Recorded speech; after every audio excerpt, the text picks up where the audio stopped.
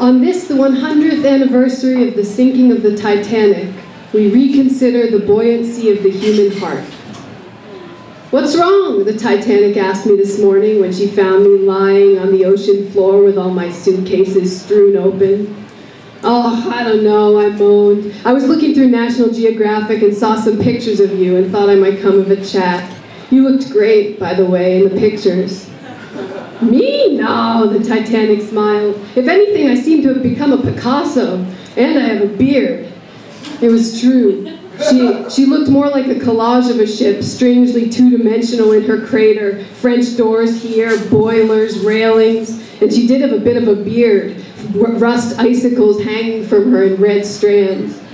Sitting up in my own little crater, I sort of blushed. "To be honest," I told the Titanic, "my honey's leaving town soon, and I'm afraid it's going to wreck me, so I dove down here." "Well, come on in," she said, "but I'm not sure I've got what you're looking for." So in I climbed between two rust stalactites. When I got to the Turkish baths, I sat on the edge of a barnacled tub and watched weird crabs scrabble at my feet. "I was hoping you'd teach me how to sink gracefully," I said. "You who have spent a century underwater with 1,500 skeletons in your chest." "I don't know," said the Titanic. "I'm kind of a wreck."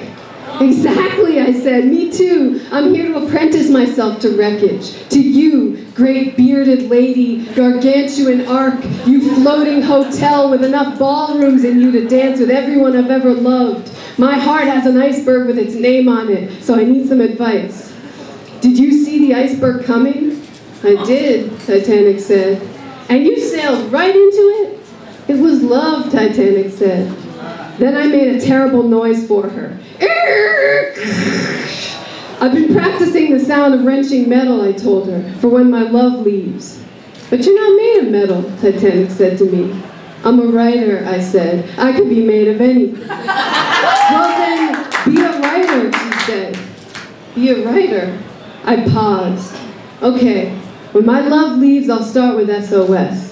I'll Morse code the whole world vertical. I'll write a nosedive as my torso splits in two. And the next day I'll write the stunned headlines. And the next day I'll write the obituaries. And the next day I'll write furious accusations. And the next day I'll write pardons, but I won't really mean it. And the next day I'll write sonnets, but they won't fit the schema. And the next day I'll write please, please, please come back. I'll write epitaphs, navigation maps, warning for future generations of the hubris of human love. I will write nonsense. I will write nonsense all the way down, and no diving teams will find me. No robot arms will retrieve me in pieces. Never will I be reassembled in plain air. No, I will remain whole 2 miles down with my suitcases strewn open. And in 100 years I will still be writing about this feeling, though my heart be a Picasso, though my heart be bearded at the bottom of the sea.